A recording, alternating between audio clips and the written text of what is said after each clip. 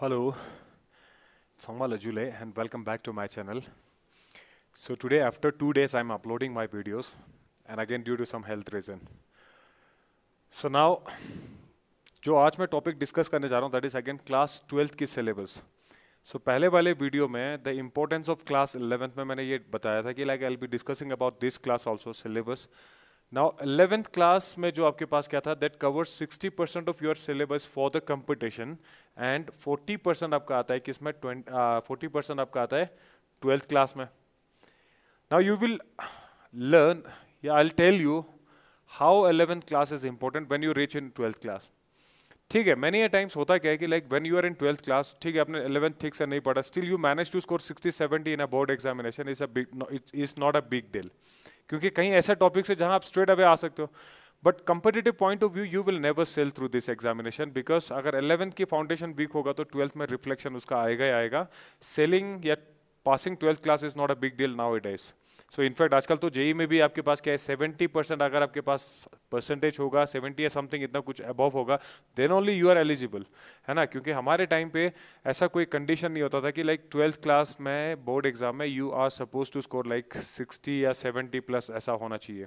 Yes, but हम लोग जब 12th में जैसे ही पहुंचा था दिस things started changes, है ना. and now the paradigm shift was there during our times. suddenly हमें ये चीज फेस करना पड़ा when we were in 12th class. so now आज की डेट में तो एकदम कंसोलिडेटेड है कि 12th में आपको अच्छा करना ही करना है.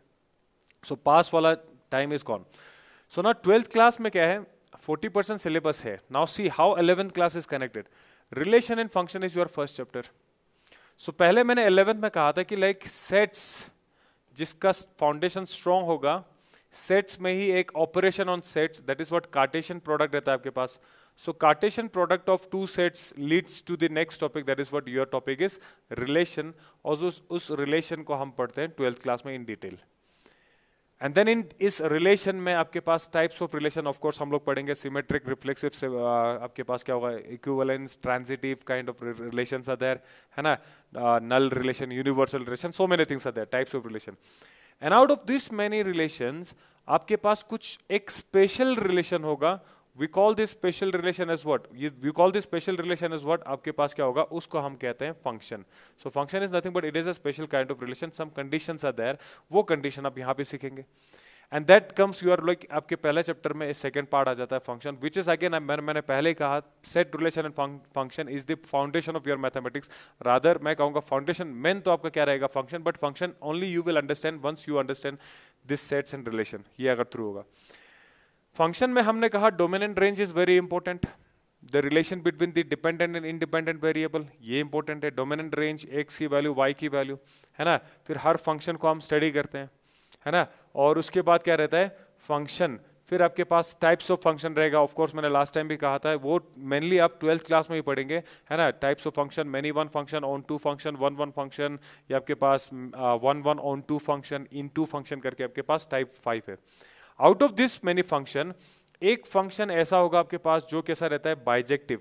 बाइजेक्टिव यानी कि वो फंक्शन जो क्या रहता है वन वन फंक्शन होगा और साथ में ये क्या होगा ऑन टू फंक्शन होगा. That means injective as well as आपके पास क्या होगा surjective makes your bijective. And if a function is bijective then only उस फंक्शन का आपके पास क्या होगा, देन ओनली उस फंक्शन का आपके पास क्या होगा एक इनवर्स जो है वो क्या करता है inverse of a function does exist, है ना.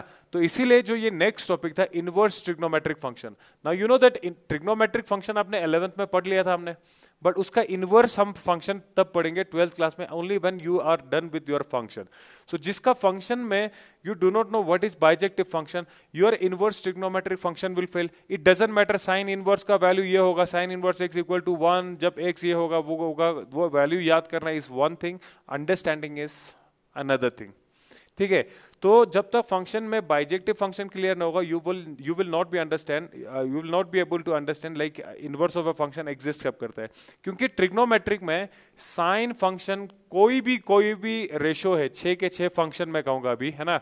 तो वो फंक्शन आपके पास एज सच बाइजेक्टिव होता नहीं है, हमें बाइजेक्टिव क्रिएट करना पड़ता है. रीजन बिंग उनका डोमेन जो है वो लिमिटेड रेंज में आता है, -π/2 से π/2, है ना.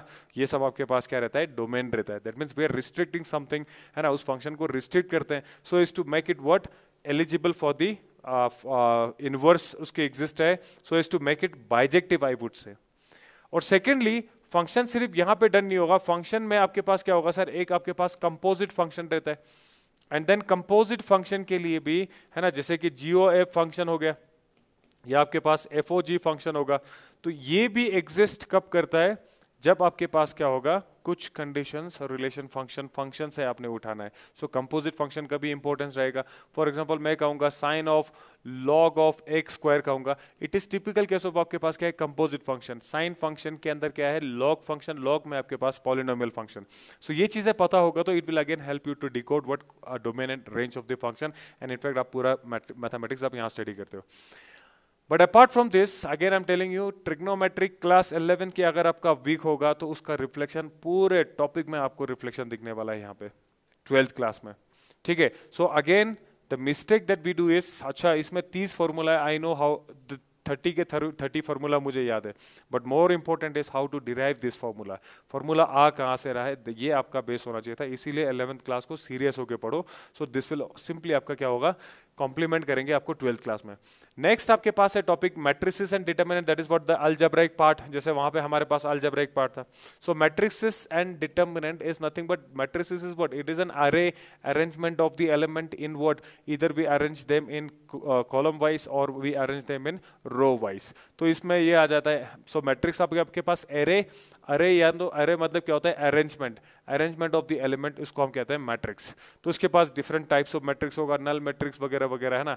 और उस मैट्रिक्स की वैल्यू को, द वैल्यू ऑफ आपके पास क्या होगा, मैट्रिक्स इज नथिंग बट आपके पास क्या है, it is your determinant. And then determinant होने के लिए कुछ स्पेशल मैट्रिक्स होना पड़ेगा, because matrix you have what 2 types mainly, rectangle and आपके पास क्या रहता है, स्क्वायर वाला टाइप रहेगा। तो यहाँ पे स्क्वायर मैट्रिक्स होगा, उन्हीं का ही हम डिटरमिनेंट यानी वैल्यू हम निकाल सकते हैं, ठीक है। तो ये आ गया आपके पास chapter number 3 which is again very interesting yet very scoring in your examination. ये तीनों अगर समझ में आ गया तो इसमें से नंबर कहीं नहीं जाने वाला। नेक्स्ट आपके पास क्या है, चैप्टर नंबर आपके पास 3rd आ गया। Then 4th is again very very important again, in fact मैं तो कहूंगा पूरा इंपॉर्टेंट होगा। And again I am talking in with the sense of what, competitive point of view से मैं इन चीज़ों को टॉपिक को डिस्कस कर रहा हूँ। I am not care about like, I don't bother about like 12th class. हाँ, आज की डेट में द क्राइटेरिया हैज सेट कि आपको मिनिमम 70 समथिंग मार्क्स तो चाहिए। So the presentation if you work on, so you can easily manage if you are preparing for your competitive examination, है ना। 12th में अच्छा स्कोर कर सकते हो ना। तो कैलकुलस, अरे कैलकुलस यहाँ पे कंटिन्यूटी एंड डिफरेंशिएबिलिटी से स्टार्ट हुआ। अब कंटिन्यूटी डिफरेंशिएबिलिटी यानी कि कंटिन्यूटी तभी समझ में आएगा when you know the limit वाला टॉपिक क्लास 11th की। If limit exists, left hand limit equal to right hand limit equal to value at that particular point, ठीक है, तीनों इक्वल होगा तो हम कहेंगे लिमिट एग्जिस्ट करता है। If limit exist then we say it is continuous, graph is continuous, graph is continuous means there is no gap as such, then continuous होगा। Then we talk about the continuity, हमारे पास फिर यहाँ से questions बनेंगे, फलाना फलाना ए की वैल्यू निकालो, बी की वैल्यू निकालो such that the values such that the function is continuous in the given domain, आपके पास ऐसा होगा। Once I set the domain continuity, तो कंटिन्यूटी होने के बाद then it becomes eligible for the differentiability, है ना। कंटिन्यूअस होगा then only we talk about the differentiability, otherwise continuous नहीं होगा तो 100% वो डिफरेंशिएबल होगा ही नहीं, बिकॉज कंटिन्यूअस नहीं है। For example this is your curve, है ना, यहाँ पे पूरा कर्व में यहाँ पे क्या, there is no gap as such, हमें पेन उठाना नहीं पड़ रहा है, that means it is continuous. Now ये डिफरेंशिएबल होगा कि नहीं होगा, it is again subject to what, change, है ना। इसको हमें फर्दर हमें इन्वेस्टिगेट करना होगा for the differentiability. Then again we use the concept of what, जो हमने इवोल्यूशन ऑफ द लिमिट किया, तो कनेक्टेड है हर एक चीज। या सेकंड केस में देखो, यहाँ पे हमारे पास फॉर एग्जांपल यहाँ गैप है ग्राफ में, है ना, गैप आया तो जैसे गैप आया तो मुझे पता है सर यहाँ पे मुझे पेन उठाना पड़ेगा, that means they on this graph the point is missing, और differentiability means differentiate होगा कि नहीं होगा, यानी उसका slope निकाल सकते हैं कि नहीं निकाल सकते। और slope is nothing but it is tangent, and tangent is nothing but 10th class में हमने कहा था line touching the curve at only one point, है ना, touching the curve at only one point। हर जगह पे मैं मुझे एक एक यहाँ पे point होगा, मैं यहाँ पे एक tangent draw कर सकता हूँ, slope draw कर सकता हूँ, मतलब मैं differentiate कर सकता हूँ उसको। But in this case यहाँ पे point is missing, भाई जब point ही missing होगा तो वहां पे आपके पास स्लोप नहीं बनेगा, तो हम कहेंगे वो डिफरेंशिएबल नहीं होगा, तो left hand derivative is not equal to right hand derivative. And at the same time differentiability के केस में left hand derivative and right hand derivative should दोनों कभी भी इनफाइनाइट नहीं होना चाहिए, अदरवाइज इट लीड्स टू आपके पास क्या होगा, infinity. So this are the like basic things, है ना। सो कंटिन्यूटी के केस में left hand limit right hand limit अगर इक्वल होगा तो you are done with this one, ये रहेगा। सो स्लोप का एक्चुअल में पर्पस क्या है, डिफरेंशिएशन। हम डिफरेंशिएबिलिटी क्यों देखते हैं, differentiation slope, slope is what, velocity, velocity and acceleration हम फिजिक्स में यूज करते हैं, यस और no. So is to determine the velocity in this. Okay, once we are done with the differentiability, तो हमने देख लिया, चलो ठीक है, जो जो फंक्शन डिफरेंशिएबल होगा तो उनके बाद फिर आपके पास अब आ जाता है डिफरेंशिएशन, ठीक है। सो डिफरेंशिएशन वाला टॉपिक आ जाएगा। सो अगेन डिफरेंशिएशन, इसमें अगर आपको ट्रिग्नोमेट्री नहीं आता तो you are gone, again you are gone. Topic में अलग क्वेश्चंस तो होंगे, ट्रिग्नोमेट्री इसमें आएगा ही आएगा, है ना। तो फिर हम डिफरेंशिएशन करते हैं, यानी स्लोप निकलते हैं। सो डिफरेंशिएशन में आपके पास सिंगल फर्स्ट ऑर्डर डिफरेंशिएशन होगा, सेकंड ऑर्डर डिफरेंशिएशन होगा, आपने ये चीज देखना है, ये सुनो। सो आपके पास क्या रहेगा, जैसे मैं कहूंगा डिस्प्लेसमेंट है, डिस्प्लेसमेंट को डिफरेंशिएट करता हूं, rate of change of displacement is nothing but you get velocity. इसको डबल डिफरेंशिएट करूंगा, D square S upon D T square. So you getting what, basically you differentiating velocity once time is equal to what, acceleration. So this is second order derivative of displacement and this is first order derivative of velocity. इस type से आपके पास क्या होगा, second order derivative, and third and higher order derivative is subject to what, आपके higher studies का subject बन जाएगा।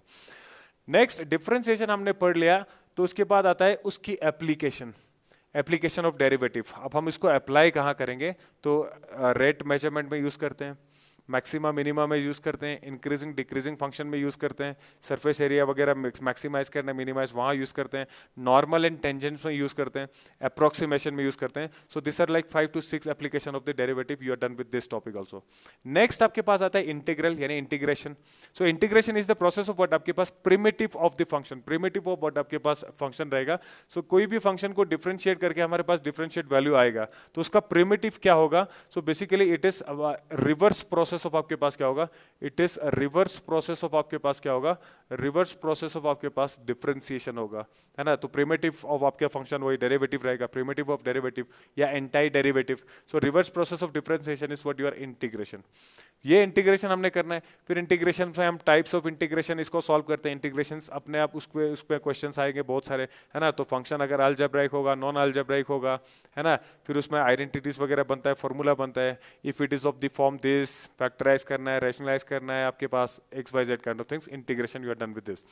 इंटीग्रेशन के बाद then you have what, application of the integration which is nothing but area under the curve, है ना। Area निकालने के लिए हम इंटीग्रेशन यूज करते हैं और स्लोप निकालने के लिए डिफरेंशिएशन यूज करते हैं। That is the basic difference, ठीक है। Area under the curve we use integration, वो आ जाएगा एप्लीकेशन ऑफ डिफरेंशिएशन में। लास्ट आपके पास differential equation. So differential equation मतलब एक इक्वेशन जिसमें dy by dx होगा, उसको हम डिफरेंशियल इक्वेशन कहेंगे। और डिफरेंशिएशन, है ना, वो डिफरेंशियल इक्वेशन होगा। फिर उस डिफरेंशियल इक्वेशन का आपके पास क्या होगा, सोल्यूशन होगा, है ना। सोल्यूशन में क्या होगा आपके पास, है ना। तो आपके पास वो सोल्यूशन को फाइंड करने के लिए, हमें क्या करना होगा, सोल्यूशन को फाइंड करने के लिए उस फंक्शन को वापस लेना होगा। फॉर दैट सोल्यूशन फाइंड करने के लिए हम पूरा क्या यूज करते हैं, integration. And then we use different types of like approaches to solve to find the solution of the differential equation. So यहाँ पे ये आ जाएगा। उसके बाद हम इसके ऑर्डर एंड डिग्रीज के बारे में बात करते हैं, which is very important. So basically differential equation is the mixture of what, differentiation and integration. जिसका ये यहाँ पे क्लियर होगा, differentiation and integration, it is again going to be very easy. Yet इसमें थोड़ा इसमें प्रोसेस आपके पास रहेगा यहाँ पे। एंड देन अगेन हम लोग 11th-12th में ऑर्डिनरी डिफरेंशियल इक्वेशन यूज करते हैं, हायर स्टडीज में you go for what, partial differential equation. If you are comfortable here, higher studies में आपको इंजीनियरिंग में it will help you again a lot. Chapter 5 आता है आपके पास vector and 3 dimension. Now this is very interesting topic, very interesting yet very scoring topic in your 12th class. ये सिर्फ आपको मैथमेटिक्स में कंट्रीब्यूट नहीं करेगा, आपको 11th क्लास में भी फिजिक्स में भी हेल्प करेंगे। सो फिजिक्स में आपको पता है यार, वेक्टर के बगैर तो पूरा फोर्स, पूरा मैकेनिक्स आपका फेल हो जाएगा, ठीक है। तो वेक्टर का यहाँ पे application very very important. And 3 dimension, if you are comfortable in the vector, you can easily decode your 3 dimensional आपके पास ये रहेगा। So direction ratio, direction cosine of a line, straight line in a space, plane in a space, है ना, ये सब चीज आप यहाँ पे पढ़ेंगे, ठीक है। तो दिस इज लाइक, अगर if your understanding is good, तो दिस टॉपिक, ये वाले टॉपिक और calculus, limit, matrices, determinant and function are very very scoring topic. अगर आपको समझ में आ गया ये टॉपिक, बिलीव मी, 1 नंबर आपका यहाँ से नहीं जाएगा in the competitive examination. Linear programming is more और लेस ठीक है, छोटा सा एक टॉपिक है, yet again it is important. तो ये भी ग्राफ में एटलीस्ट एट मोस्ट वाला ग्राफ अगर जिसको क्लियर होगा, सो कॉस्ट मैक्सिमाइजेशन और इन सब चीज़ों में इसका एप्लीकेशन आता है। So it is just having an application, yet इसमें क्या करना है, हमें ग्राफिकल रिप्रेजेंटेशन वाला चीज़ें हमें यहाँ पे सॉल्व करना होता है। लास्ट टॉपिक आपका 12th क्लास में प्रोबेबिलिटी ना। प्रोबेबिलिटी मैंने पहले ही कहा था, 12th क्लास की प्रोबेबिलिटी के लिए मैं सेट्स क्लास 11 की मुझे ऑपरेशंस क्लियर होना चाहिए, परम्यूटेशन एंड कॉम्बिनेशन हमें यहाँ पे क्लियर होना चाहिए, एंड आपके पास प्रोबेबिलिटी ऑफ आपका क्या होगा, 11th क्लास की जो प्रोबेबिलिटी है वो आपका क्लियर होना चाहिए। 12th क्लास का प्रोबेबिलिटी वैसे ही कौन है, because the terms that we learn here like exhaustive event हो गया, म्यूचुअली एक्सक्लूसिव इवेंट हो गया, जब तक ये चीजें नहीं आएंगे, जब तक आपको सेट्स का क्लियर नहीं होगा, जब तक आपको परम्यूटेशन कॉम्बिनेशन का अंडरस्टैंडिंग क्लियर नहीं होगा, 12th क्लास की प्रोबेबिलिटी वैसे ही फंसेगा। ठीक है, और इन चीज़ों को पढ़ेंगे तो आपके पास कंडीशनल प्रोबेबिलिटी एंड बाकी जो जितने भी इसमें टॉपिक्स वगैरह कंटेंट है, that becomes easy to comprehend, and this topic is again becomes very joyful if you are having foundation आपका 11th क्लास में स्ट्रॉन्ग होगा, तो this topic is going to be again easy. Yet this is the chapter, this is the topic जिसमें ज्यादा time as being a competitive you should never waste, but इसका मतलब ये नहीं you completely ignore this. NCERT अच्छे से करो, questions JEE के लेवल पे भी सॉल्व करो प्रीवियस ईयर क्वेश्चंस, बट ज्यादा इस टॉपिक में हमें ज्यादा नहीं घुसना है, because this is like what again negative fetching topic ये रहेगा, बिकॉज लाइक अगर क्वेश्चन मुश्किल आ गया देन नो मैटर व्हाट, शायद ही कोई बच्चा होगा जो इसको इस टॉपिक से आप क्वेश्चन यहाँ पे सॉल्व करते हैं। सो इतना सा था 12th क्लास की इंपॉर्टेंस के लिए। ओके, सो नाउ इसको क्लब करो। नाउ 11th एंड 12th पढ़ने के लिए 9th 10th की बेसिक इंपॉर्टेंट है, so is to understand the terms, है ना, वहाँ पे हम लोग फिर प्रॉब्लम आ जाता है। तो यहाँ पे मैं करता हूँ क्लास 12th की syllabus done, and again tomorrow onwards I will start uploading the class 10th। एक हफ्ता या 10 दिन में again I will continue with class 10th की अपलोडिंग करना। ठीक है, इनकेस अगर मुझे आज टाइम मिला तो डेफिनेटली इसके बाद मैं एक और वीडियो आपके लिए अपलोड करूंगा, but after 10 days we will be starting here, but आपके लिए लाइव क्लासेस मैं यहाँ पे स्टार्ट करने जा रहा हूँ, and then live class is going to be a dedicated class for what आपके पास 10th क्लास सैनिक स्कूल के लिए एंड सब इंस्पेक्टर लद्दाख के लिए। So thank you so much, and I again welcome you to my channel. If you like the videos, informations, please do like, share and subscribe. Thank you so much. मिलेंगे next video में.